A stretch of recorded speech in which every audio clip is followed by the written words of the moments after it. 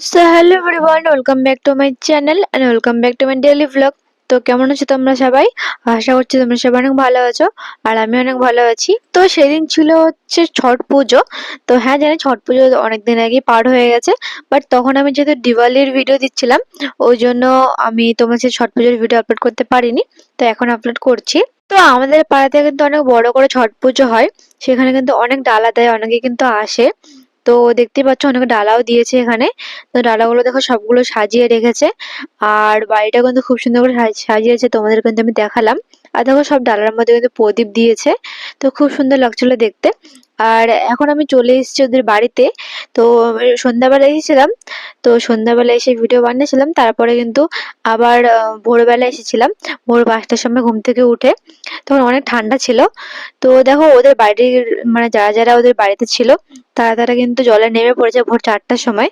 তো ওরা 4টা থেকে 6টা অব্দি কিন্তু জলেই ছিল।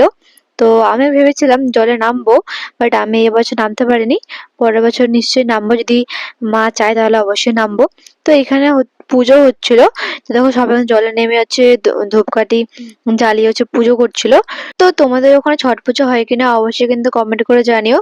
আর যারা যারা ছট পুজো দেখতে পারো না এত ভোরবেলা ঘুম থেকে উঠে, তাদের জন্য এই ভিডিওটা বানানো।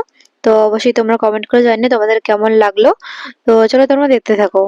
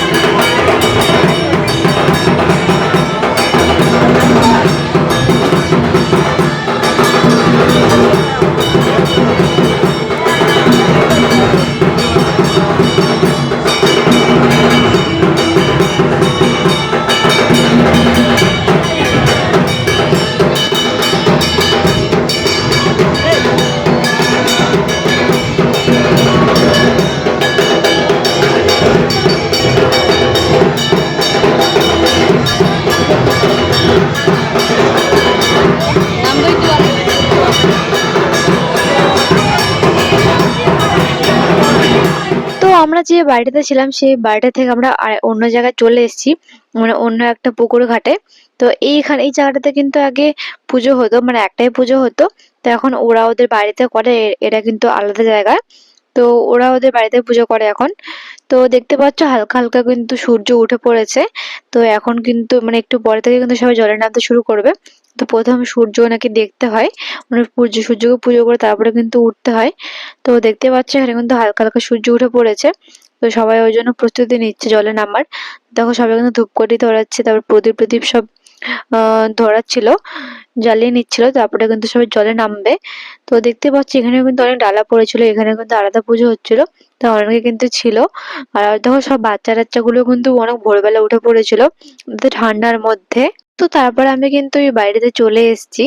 তো তোমরা দেখতে পাচ্ছ এখানে কিন্তু ছোট ছোট বুনোগুলো কিন্তু দণ্ডি কাটছে, তারপরে সূর্যদেবকে প্রণাম করছে, তারপরে কিন্তু আবার জলে নামবে এরা সবাই মিলে। তো দেখো ওদিকে একটা মন্দির আছে, সেখান থেকে দণ্ডি কাটতে কাটতে একদম পুকুরে মানে পুকুর ঘাটে আসছে।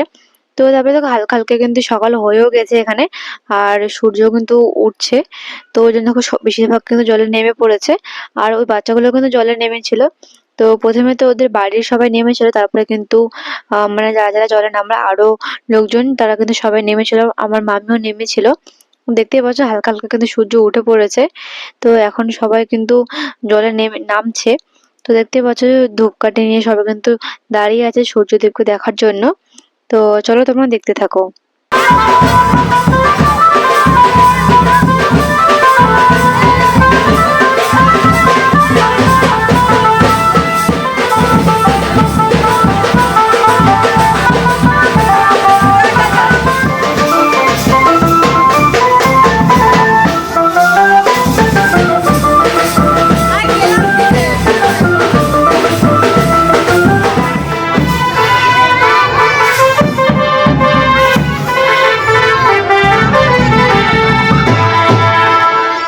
পাচ্ছি এখানে কিন্তু সবাই বাচ্চারা, বড়রা বা ছেলেরা কিন্তু সবাই কিন্তু নেমে পড়েছে।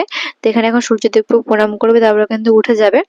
তো এই পুজোতে কিন্তু হচ্ছে মানে যাদের মানসিক থাকে তারা কিন্তু জোড়া ডালা দেয়। তো তোমরা যারা মানসিক করতে চাও, তোমাদের কোনো প্রবলেম থাকলে অবশ্যই কিন্তু করতে পারো। এই ঠাকুর কিন্তু সত্যিই ফল দেয়। তো তারপরে দেখো এখানে আমি হচ্ছে আমাকে দেখে নিলাম, আমাকে দেখতে কেমন যেন লাগছে। যাই হোক, তারপরে কিন্তু আমি আর আমাকে দেখাইনি। তো এখানে দেখতে পাচ্ছি এখানে বর উঠেছিল, তো কি বলছিল আমি জানি না ঠিক। তো তারপরে দেখো এখানে কিন্তু সূর্যদেবকে দেখিয়ে জলে হচ্ছে জল ঠেকিয়ে তারপরে কিন্তু প্রণাম করে কিন্তু উঠিয়ে নিচ্ছে ডালাগুলো সব। তো সবার ডালাগুলো কিন্তু এরকম করে উঠিয়ে নিচ্ছিল। আর এই দিদিটার হচ্ছে হয়তো বাচ্চা হয় না, ওই জন্য দেখো এই দিদিটা আর দিদিটার বরটাকে হচ্ছে এখানে কি করছিল, ঝাঁকা ডালা দেখিয়ে কি করছিল জানি না।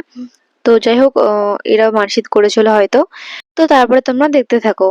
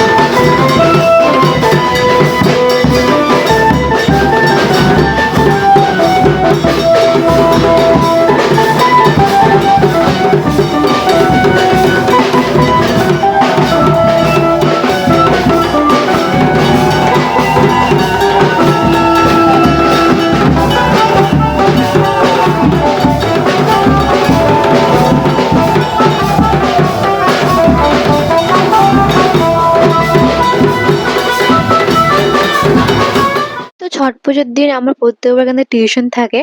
কোনো বড় এমন দিন ছিল না যে আমার, মানে ছোট থেকে একবারও কিন্তু এমন দিন ছিল না যে আমার ছট পুজোর দিন কোনো টিউশন ছিল না। এবারও কিন্তু আছে। তো আমার টিউশনের টাইম হয়ে যাচ্ছিল, ওই জন্য আমি চলে গেছিলাম বাড়ি। তো বাড়িতে গিয়ে চেঞ্জ করে মানে রেডি হয়ে আবার আমি চলে এসেছিলাম ওইখানে প্রসাদ নিতে। তো তখন দেখছিলাম যে প্রসাদ কিন্তু দিচ্ছিল না, মানে অনেক লাইন ছিল, তোমরা দেখতেই পেলে। তো অনেক লাইন ছিল, তো তারপরে আমি আবার চলে গেছিলাম টিউশনে। তো যেহেতু বাস আসেনি, তো ওই জন্য আমি আবার এসেছিলাম প্রসাদ নেওয়ার জন্য। তো এখানে দেখো ঠেকুয়া প্রসাদ দিচ্ছিল, আর ঠেকুয়াটা কিন্তু ছট পুজোর স্পেশাল। এই পুজো কিন্তু ঠেকুয়া বানানো হয় ঠাকুরকে ভোগ দেওয়ার জন্য। তো সবাই কিন্তু নিচ্ছিল এখান থেকে প্রসাদ। আর আমি কিন্তু বিহারি না, কিন্তু আমার ঠেকুয়া খেতে খুব ভালো লাগে, মানে এত ভালো লাগে বলে বোঝাতে পারবো না। তো তোমাদের কেমন লাগে অবশ্যই তোমরা কমেন্ট করে জানিও। তো এখানে দেখো আমি কিন্তু প্রসাদ নিয়ে নিয়েছি, আর আমি প্রসাদ নিয়ে চলে গেছিলাম টিউশনে। তো আজকে ভিডিওটা এতটুকুই। ভিডিও কেমন লাগলো অবশ্যই তোমরা কমেন্ট করে জানিও। আর ভিডিও ভালো লাগলে অবশ্যই like, comment, share and subscribe করে দিও। বাই।